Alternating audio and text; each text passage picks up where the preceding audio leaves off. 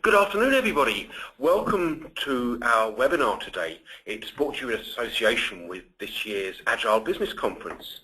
This is first of a series of pre-conference webinars, and we're delighted to invite our presenter today, who's Michael Short, Chief Operating Officer for Radtac. Radtac is our platinum sponsor of the Agile Business Conference this year.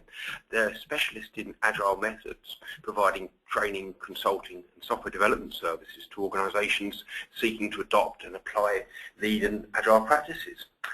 The theme today is cultural change. Agile is about people. So without further ado, I will hand over to Michael. Thanks very much, Alex, and thank you to Unicom and Agile Business Conference for giving us the opportunity to provide this webinar for people.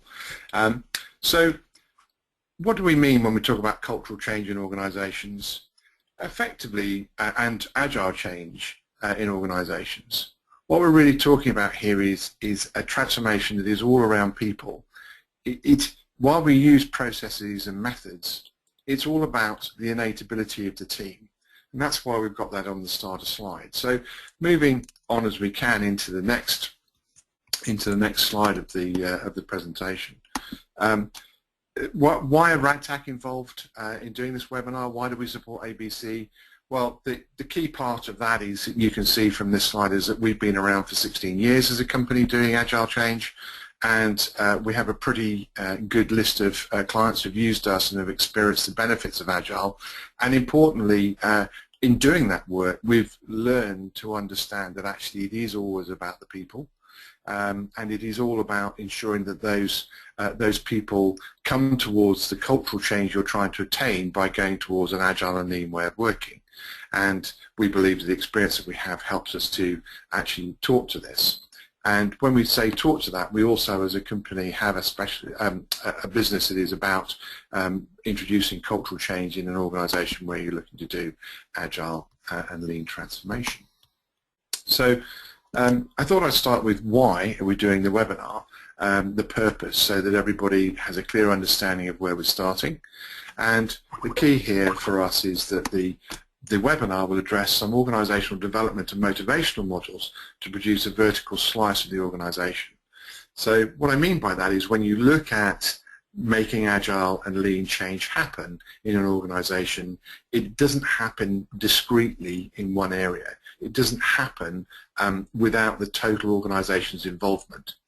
That doesn't mean that you have to do the whole organisation all at once. And that's why we talk about the vertical slice of the organisation. How can you find something that is a top to bottom, a concept to cash, if you like, of how we deliver product within this organisation. So that's the purpose of the webinar. And to show that we actually believe in, we just don't sort of put this out, we actually have a very strong why ourselves as a company. And that you can see is we believe in changing the status quo, and importantly, in the innate ability of people to rise to the challenges of their organisation. So when you talk about culture and you talk about how you're looking to change organisations by introducing new ways of working and new engagement with your staff and with people who work with the company, it's very important to understand that that change and that ability to change comes from within. If you think you're going to have to replace large numbers of staff to produce change, that is for us not where you need to start. You need to recognise that actually you need to free and release the innate ability of people in their organisation. So again, that's the Radtac why. And moving further on, and we back that up with our Radtac how. How do we do that?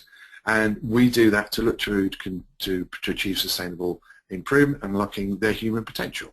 And we value these values, if you like, evolution over revolution, collaborative partnership, pragmatic transformation, transformational leadership, over the other side of that coin. So it's sort of very similar to the Agile Manifesto. That's not that we don't believe that the others might not occasionally be required, it's just we value these on the left more. So that's how we look at it, and how we're going to go into talking about actually cultural change and actually looking at this particular webinar process. And when we looked at the Agile Manifesto, we believed as a company that there was a missing part. And the missing part, which relates to this webinar, is that of leadership over management.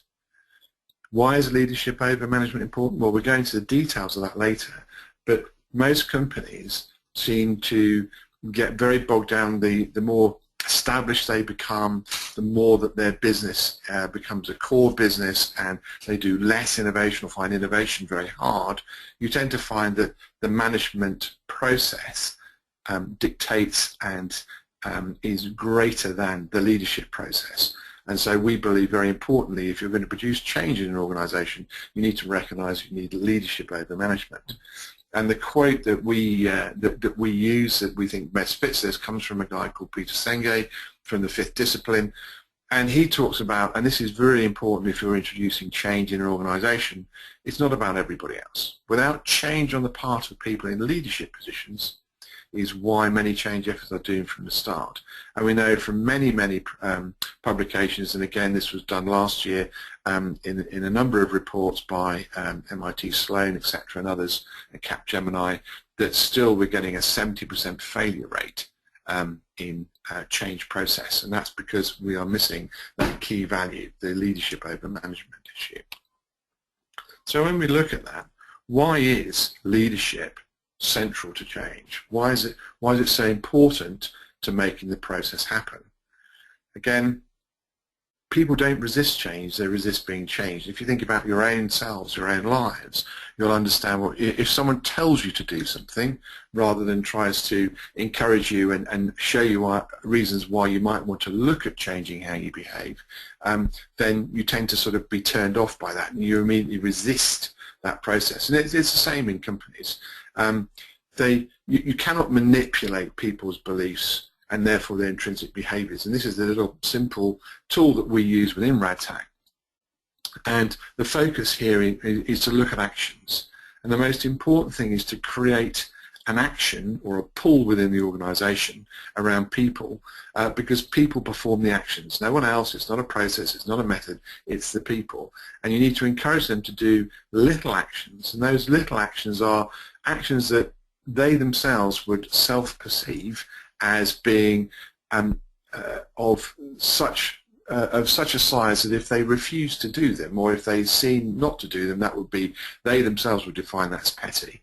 And what you're trying to do is then look at how you create those actions within the organization. The next part that people, we believe within the company are looking at is the results. People don't spend enough time looking at the results. The essay tends to be a tick box exercise. Oh, did we achieve that sales number? Did we achieve that improvement in cost? Without actually understanding, okay, that's what we actually got as an end product, but how did we get there? What was the journey of how we achieved that result? And it's very important that you understand how you achieved it, because that's the measurement. And it's good measurement and good understanding of how results are achieved that reinforces actions of success. It is understanding the how. This is where obviously clearly the empirical agile process fits in. It's that understanding of the resource and how you achieve them that is most important, because unless you do that, then you can't educate people, or people can't educate themselves about how to achieve better things going forward, because they can't inspect what they've done and then adapt the next action. Fundamentally then, what that does is create people's view on results that is starting to be changed. They themselves will look at results and they themselves will challenge their own beliefs. They themselves, once they've challenged their own beliefs, can start to look at their own intrinsic behaviors, and that's the way you get the virtuous circle of change in an organization with people. So how does this translate into actually looking at how organizations are managed, and I mean managed? Most of us, if we look at how an organization delivers, it is all about delivering what we're doing, our current product. We deliver it more efficiently, very much a lean process, and we need to manage a leaning process in an organization. We need to make what we currently do and what we've always done more efficient. However, if we want to become more effective, and the difference between efficiency is what we do today, exploitation of what we do today, effectiveness is about exploring and how you become more effective at delivering in the future. And those two things basically we put down as one is a managed process, one is a led process. The challenge is that the status quo is safe. It's how most people got here in the organization, and if we look at that, that's why we manage the process. 80% plus of the organisation are focused on management, and then less than 20%, and often this is 5% of the organisation, is focused on innovation. So it's a very difficult area to produce change and innovation, because the organisation is focused on doing what we've always done to produce what we always did, because that's where the bulk of the flow comes from. And you hear terms like, why should I change what isn't broken? And I'll upset colleagues if I start doing things differently. And also, we know that visioning is hard, but people follow leaders who have vision. So if you need to produce change in an organisation, you need to evolve the organisation, then we need to focus on how do we produce a balance between these two core concepts within the company or within the enterprise. When we look at looking at this process of producing change and looking at how people manage in those environments, we use a quite well-established model. We use a guy called the Stacey model on complexity and organisational reality. And I'll come back to how this fits into the model I've just talked about in a moment. But effectively, for those of you who haven't come across it before, very quickly, what it says is that when things are close to certainty, we know what we're trying to do, both in terms of requirements, what we need to get done, and also the technology or things we're going to use to enable that, then things are simple. As we start to move out from certainty, they start to get complicated. Not too far out from certainty, pretty close in really, things start to become complex rather than just complicated. That means that in getting anything done, there's a lot of interacting parts, there's a lot of different systems that are involved, not at different parts of the product and service provision. And so therefore we can start to see that in the modern world we get into complexity very, very quickly, and it's in the complex area that we need leadership. So how does that fit back to the model that we were discussing just now? Well, if we look at this, you can see that the way that Agile works is to break complex products or complex processes into simpler steps. So we do this, what we call sprints or iterations, whatever process you want to talk about. And if we overlay the map that we talked about earlier, or the diagram we talked earlier about, we can see that actually, as you start to look at how things happen, the innovation part is in the complex area.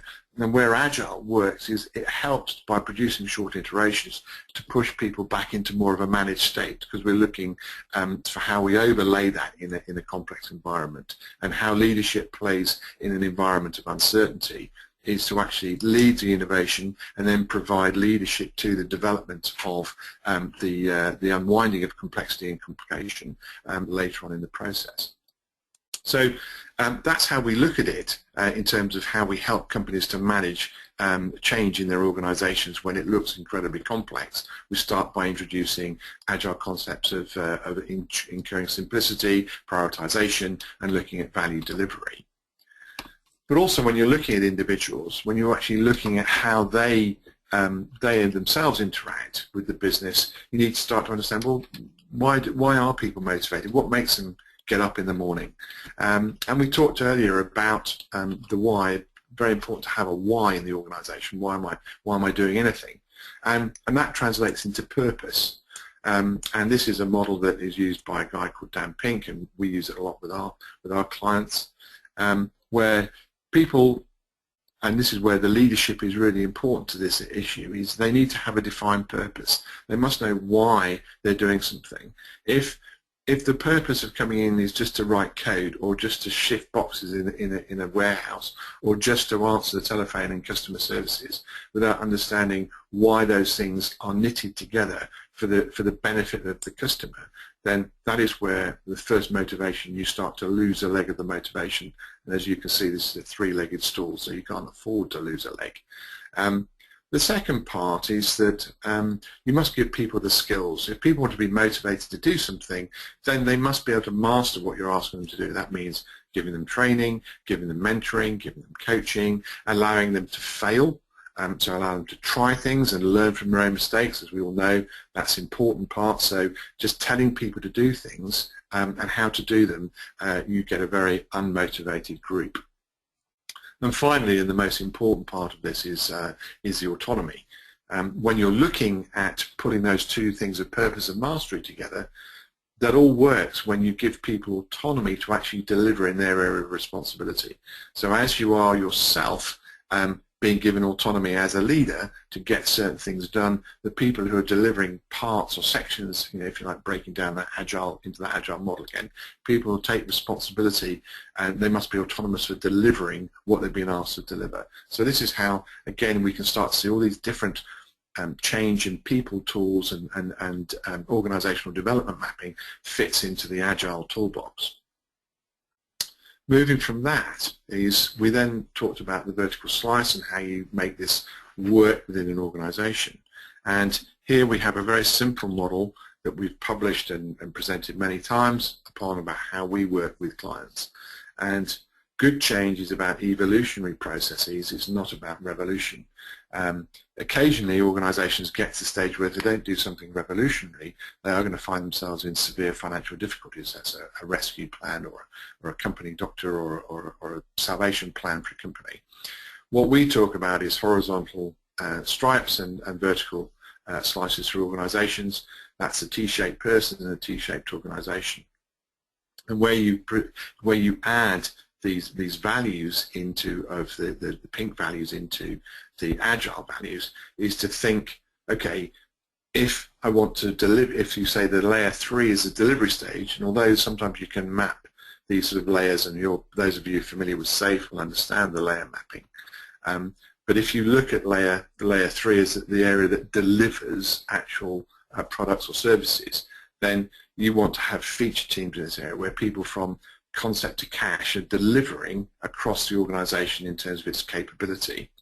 And you also need that tied together capability so that you can deliver in a lean way and also reduce your lead times.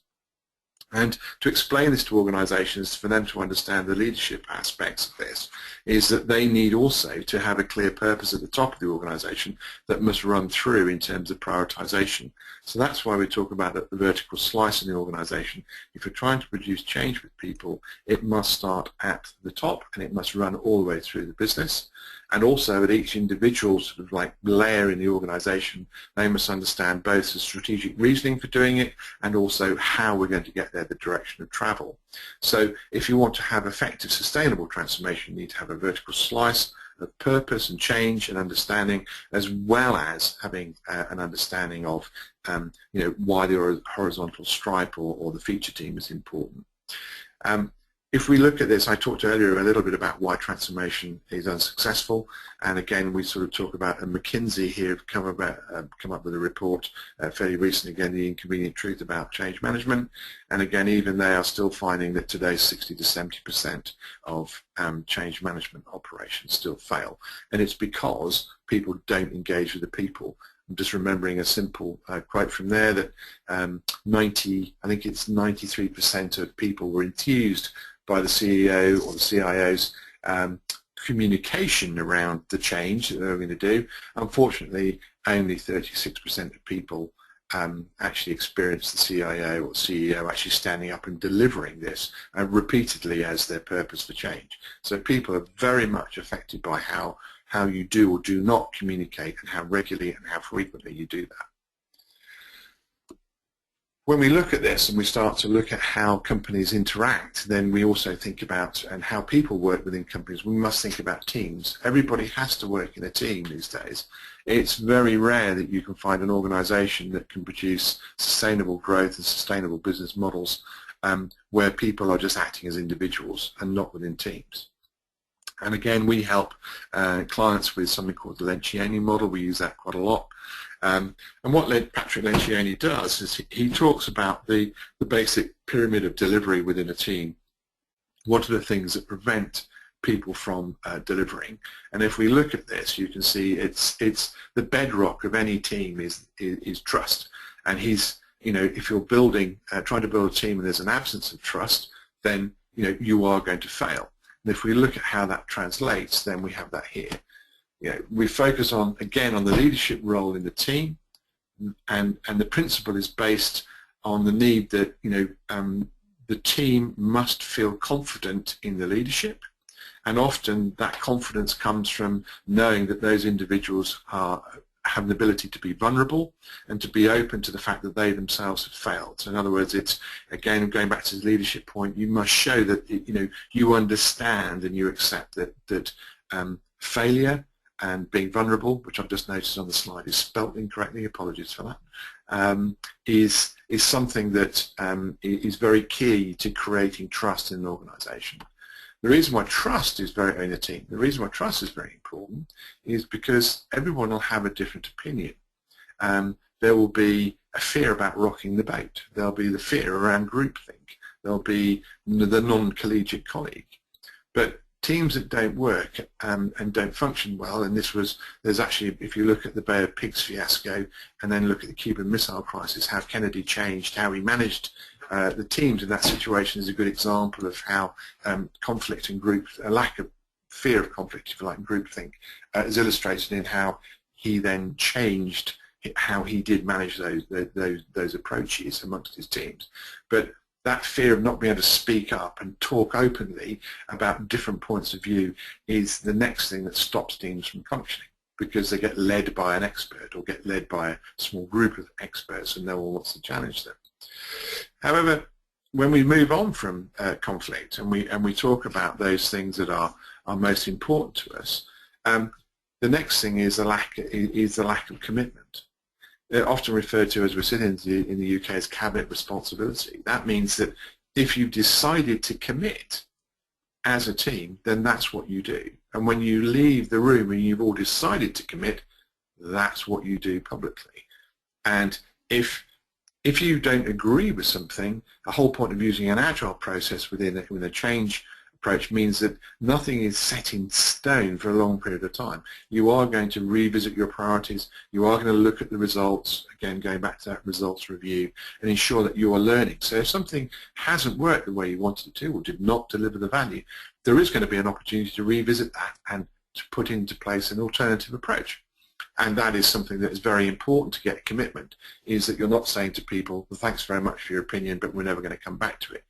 All we're saying is that as a group of people, we're going to try this course of action first. Now, the cabinet responsibility, you can Google it. It comes from if something falls in government and there's a vote of no confidence, then the whole cabinet falls, not just one individual. So the next part that's important is within the model is the avoidance of accountability. And again, this is not about blame, it's about the team holding each other accountable for the things they committed to do and making sure that everybody understands that it's not a case of I've done my piece. No, the team must be accountable for everything that's delivered. And I think I spent quite a bit of time at the beginning talking about the inattention to results.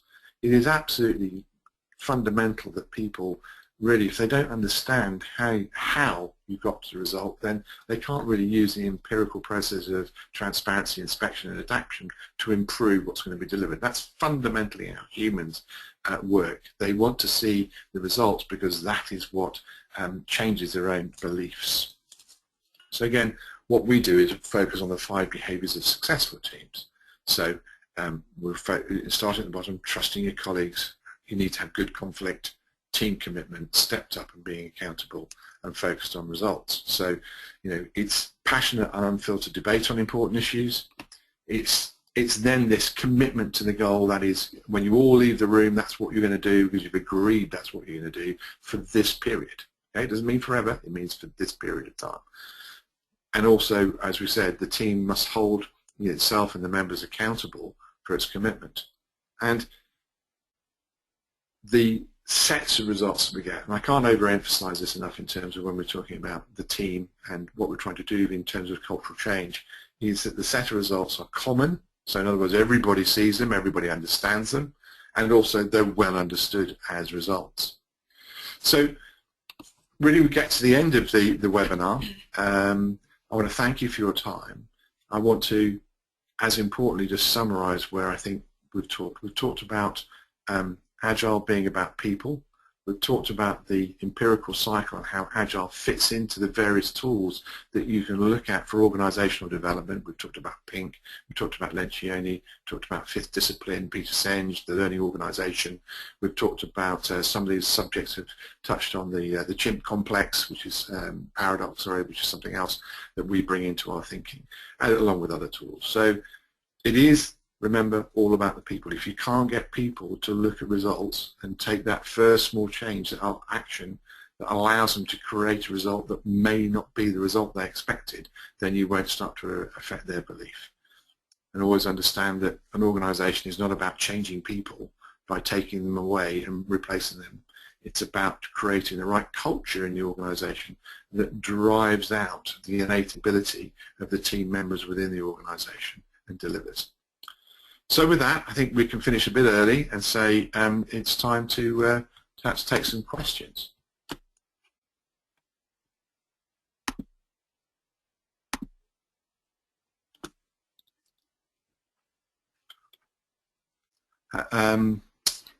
We don't seem to have received any questions so far, but I'm always happy to take if someone's got comments or thoughts on where we are, then I'm happy to say that. Someone's asked about the slides. If you look at the bottom of the presentation at the moment, you'll find them at slide share. If you look up Michael Short 1 or Michael Short Radtac, you will find them. There's two presentations there, and this one is called ABC webinar 3rd September 2014. That's the bottom, but that's the direct link if you want to pick that up. I'm just looking at. I think there are some questions, but I'm not seeing them all. Okay. Yeah. Are there any other questions? Alan's asking me a question. Oh, that's just Alan. Your question just disappeared off of my set. Right, regarding your on the status quo. So Alan's asking a question regarding my earlier point on the status quo. How would you challenge a manager that sees changes being necessary from the level down? A very good question. The way that we do it is to use a number of tools that we set with the individuals, and we interview people about what they think is wrong with the organization. As we talk around the things that are wrong, as we talk about things that are wrong with it, we do interviews. So actually we then present back to the team that say that change needs to happen below them, their own, if you like, their own faults, their own issues, and actually clearly show them that their lack of communication, their lack of working is how it's causing the organisation to fail. And you need to start, and you need leadership right at the top of the organisation to make change really happen. You can always affect a team change. That's where a lot of agile changes come from. Let's do, a local team change. So we'll change the way we deliver software. We'll change the way we do BAU and bug delivery, or we'll change the way we do marketing. But it's not all joined together. Does that? Hopefully that answers your question, Alan. So we do that by reflecting back to them, interviewing them as a group, and then getting them to look at their own feedback. The other thing is often people just accept feedback from third parties rather than from a colleague, and that might also be another area. So Michael Caldo is, I hope I'm pronouncing your surname right, Michael has asked, how do you lead people to actions if their belief doesn't support those actions? Well, that absolutely is fundamental to what we've found, and that is that you must find an action that is, for someone to refuse to do, is just in their own mind going to be perceived as petty. And that's why we talk about how important it is that you talk about people change alongside an agile approach.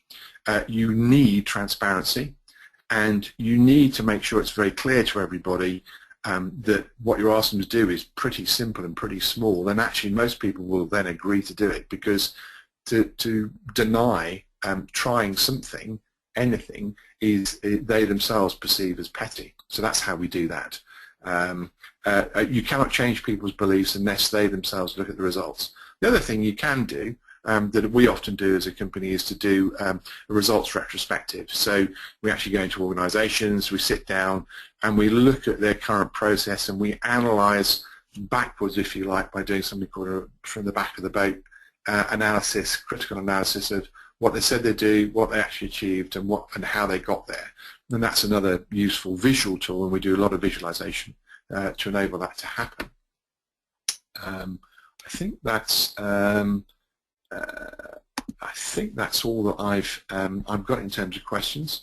I'm happy to wait a little bit longer, or in fact, even if I felt that those questions have not been answered fully, then I'm happy to revisit them if the questioners wish to do that.